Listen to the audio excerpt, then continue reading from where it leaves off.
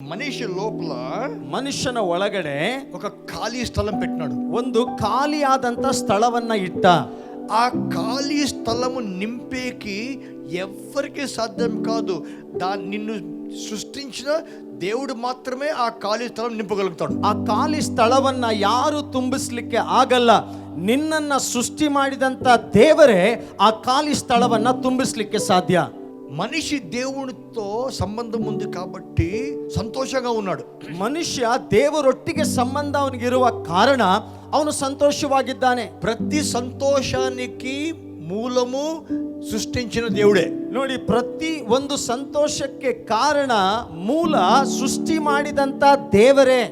ఎక్కడైతే మనం సృష్టించాడు మనలో ఉంటాడో అప్పుడే సంతోషం ఉంటుంది మనకి. ನೋಡಿ, ಸೃಷ್ಟಿ ಮಾಡಿದವನು ಯಾವಾಗ ನಮ್ಮ ಒಳಗಡೆ ಇರ್ತಾನೋ ಅವಾಗ ಸಂತೋಷವಾಗಿರ್ತೇವೆ ನಾವು. అయితే ఒకటి, ಆದ್ರೆ ಒಂದು ವಿಷಯ బైబిల్ రాయబడింది, ಬೈಬಲ್ ಅಲ್ಲಿ ಬರೆಯಲ್ಪಟ್ಟಿದೆ, దేవుడు పరిశుద్ధుడు అని.